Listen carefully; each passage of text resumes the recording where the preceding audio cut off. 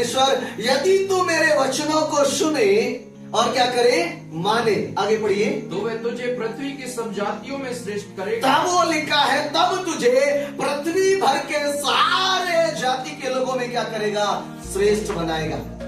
परमेश्वर हमें श्रेष्ठ बनाने की ओर लेकर जाना चाहता है और उसका पहला स्टेप है, पहला कदम है, हमें परमेश्वर के वचन को सुनना और क्या करना है, मानना है। Hallelujah, hallelujah. मेरे प्रियो, जो भी व्यक्ति बाइबल के अंदर में परमेश्वर के वचन को मानते हुए, परमेश्वर की आवाज को सुनते हुए जीवन को जिया है, वो कोई भी व्यक्ति असफल नहीं हुआ है, वो कभी भी फेलियर नहीं हुआ है। हालेलुया। देखिएगा, मैं दूसरी बात मैं आपको बताना चाहता हूं। हमने देखा नामान ने क्या किया, सुना, और योना ने नहीं सुना। जब वो नहीं सुना, उसके जीवन में क्या आया, समस्या। और जब वो सुना तो परमेश्वर ने उसको क्या किया, किसको, नामान को चंगा किया।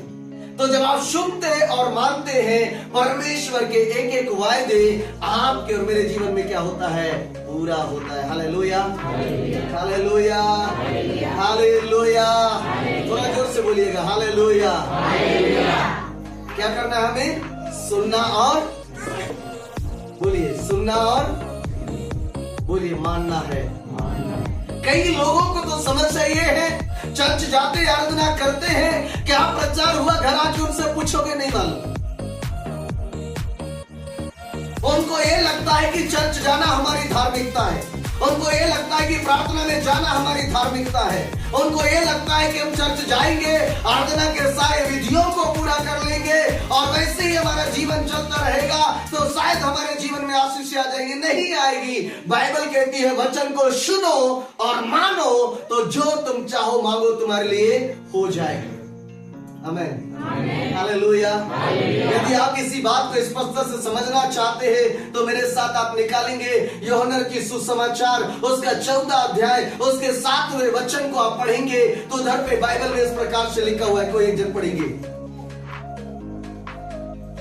यदि तुमने मुझे जाना होता, सॉरी 15 का 7 पढ़िएगा। हाँ, यदि तुम मुझ में बने रहो, यदि तुम मुझ में बने रहो और मेरी बातें तुम में बनी क्या रहे। लिखा है, मेरी बातें तुम में क्या रहे, बनी रहे। जो बात मैं तुमसे कहता हूँ वो तुम्हारे अंदर में क्या रहे, बना रहे, अर्थात तुम उसे सुनो और मानो। हाँ, तो जो चाहो मांगो, जो चाहो मांगो, वह तुम्हारे लिए हो वो जाएगा। तुम्हारे लिए क्या करेगा, हो जाएगा। हालेलुया। मैं संडे को बता रहा था, हम गरीबी में पैदा हुए हैं, ये हमारे हाथ में नहीं था। अगर एक व्यक्ति गरीबी में मरता है, ये उसके हाथ में है, क्योंकि इस्राएलियों को परमेश्वर फिरौन के हाथ से छुड़ाकर कौन सा देश में लेकर जा रहा है, कनान देश, आशीषों का देश। लेकिन इसके बाद भी इस्राएली लोगों ने क्या कहा, हमें वही ठीक है, वहां हंडियों के पास बैठकर हम मनमाना भोजन खा रहे हैं, भले वो गुलामी की जिंदगी क्या कर रहे हैं, जी रहे हैं। लेकिन खुदा कहता है, तुम्हें गुलामी से बाहर में लाना चाहता हूं, तुम्हारा खुद का होना है। Hallelujah, hallelujah.